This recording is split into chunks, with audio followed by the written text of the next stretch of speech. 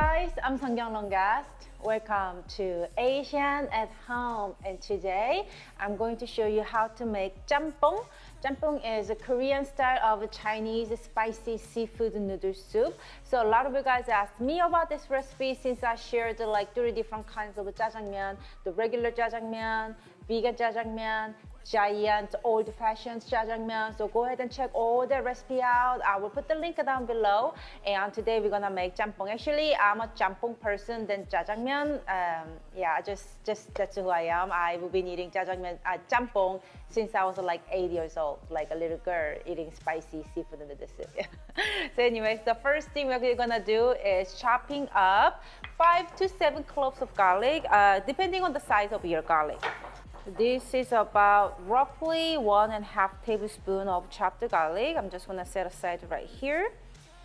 And let's chop about 2 teaspoons of ginger. Make sure you chop ginger super duper fine because no one wants, you know, like big ginger paste in your soup. The garlic is okay, ginger is not, okay? Anyways, let's chop 4 green onions. So if your green onions like really skinny, my green onions are nice and fat, so I'm gonna use 4. But if your green onions are skinny, maybe use like 6 of them. So these are our aromatic vegetables, the garlic, ginger, and green onion. So they are really great start to the soup base. And I'm gonna slice cabbage, just regular green cabbage, and slice the same amount of onion and about half of medium-sized carrot. Just cut them into long, thin sticks, or fancy way to say as julienne them. And some zucchini. I'm going to use the Korean zucchini today. Korean zucchini is nice and yellow inside, it's really pretty. Cut them into long matchy sticks as well. Slice 1 red chili. This is optional. I'm going to add the red chili at the end of the soup to add a nice fresh spiciness into the soup. But that's totally optional. You don't have to because the soup base is already spicy enough, probably for a lot of you guys. Just gonna set aside right here. So for me, this recipe is actually perfect spiciness, not like killing my butt, or it's like not too mild, just enough like spiciness going on, getting like my nose get a little sweaty. But if it's too much, then you can definitely, you know, adjust the spiciness. All right, all my veggies are good to go. So I'm going to add 4 tablespoons of cooking oil into my large wok. So you could use just regular pot, but I like to using wok for this recipe because it's Korean Chinese recipe. All the Chinese chefs in Korea, they make this soup in the wok, so I just wanted to mimic that. I feel like I'm making more authentic way, you know what I mean? So I'm gonna add all the garlic, ginger, and green onion into the cold oil in the wok. We haven't heated up the wok yet. And now turn the heat to medium heat, and we're gonna slowly infuse all the garlic, ginger, green onion into the oil. It's gonna be really great base for this soup. All right, this looks good and smells really good. It took me about 2 to 3 minutes. Now I'm going to increase the heat to high heat and then add sliced pork. So this is about 4 ounces of pork. You can skip the pork or switch the pork to the beef, or you can use, you know, any kind of pork that you have like a little bit of left in your refrigerator. Pork belly or ground pork even, those all work. So you just need a little 4 ounces of pork or beef. Beef works too. Now I'm gonna add all the vegetables that we cut it earlier: onion, cabbage, zucchini, carrot, and stir fry.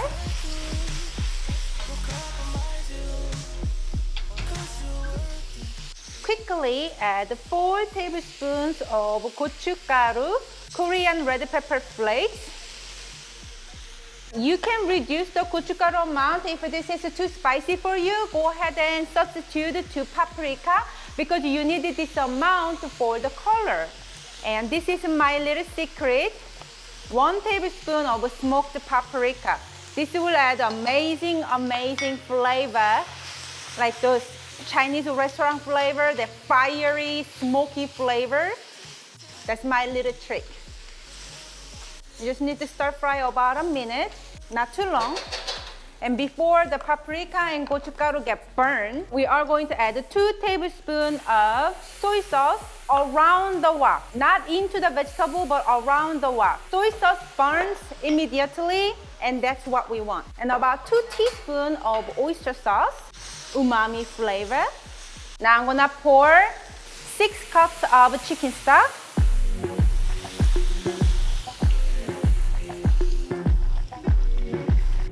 Quarter cup of Seonkyoung wine, Chinese cooking wine.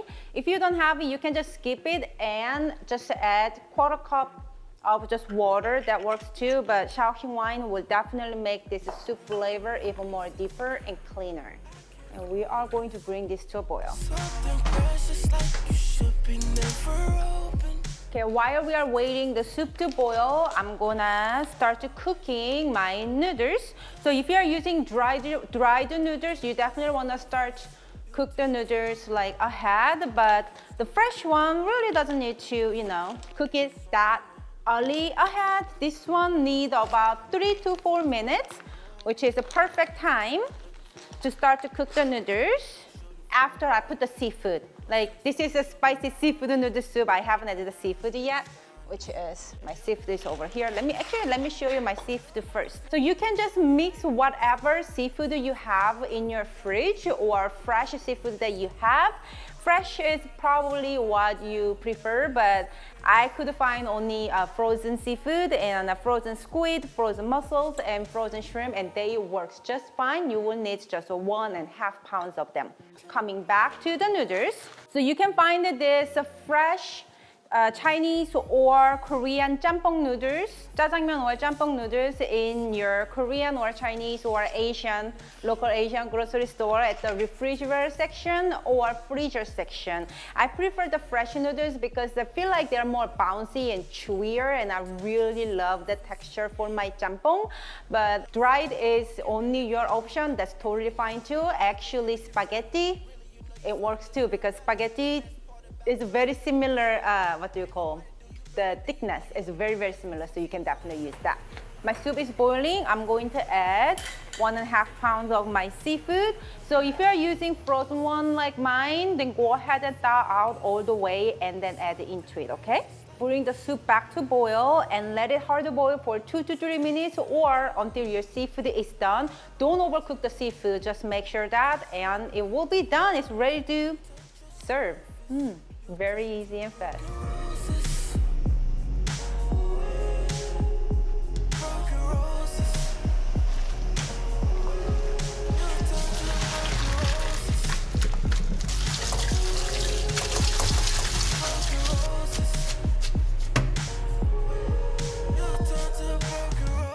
Into a serving bowl. Make sure your serving bowl is, nice and big, because this is a big soup.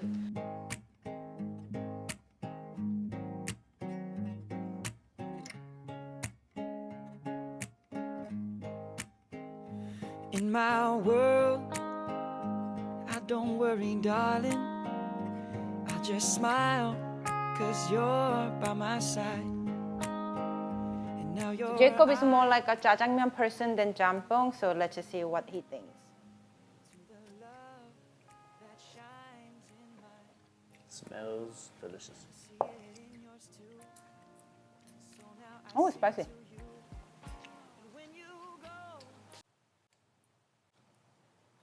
It is a little spicy. It has to be spicy. Spicy soup. This is good. This is really good. Really good. This is better than the restaurants I had it at. Really? I know that you guys think I just say that, but seriously. No, he doesn't. He doesn't just say it. It is delicious. Noodles, speaking of noodles. Support, guys, support. Noodles. So you have to wear a black on black one for this red soup. So even though it's flesh, it won't show. After a wash, it will be gone.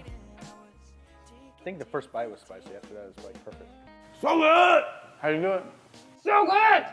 Remember, I made a recipe testing? I killed all the soup and noodles and everything. Like, it was an empty bowl. If you follow me on Instagram, you probably saw it on my Instagram story, how I killed it. Delicious. This and 탕수육 and jjajangmyeon, you cook all that.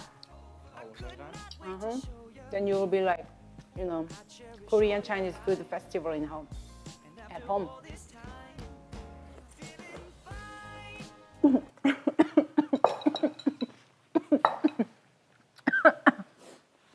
You can feel the spice. Coming out from my nose. Jjamppong. You know what the pong means? The Bouncing. cushion thingy that I put on under my bra. That's pong. Pong. Pong. Sorry. I think jjamppong is more easy to make than jjajangmyeon. And if you cannot find the noodles or you don't like noodles, I don't know why you are here for, but if you don't, you can actually serve this soup over the rice too. And actually crack an egg and scramble into the soup. I mean, you have to do it one portion at a time. You don't want to do it in the whole entire 4 portions of the soup that we just made. And just pour over the rice. That's jjamppong pap.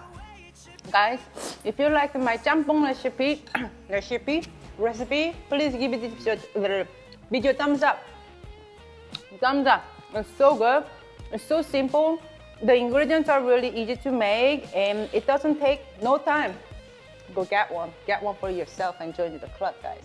And subscribe if you haven't. And subscribe my channel if you haven't subscribed, so you won't miss out any of this deliciousness that coming on your way.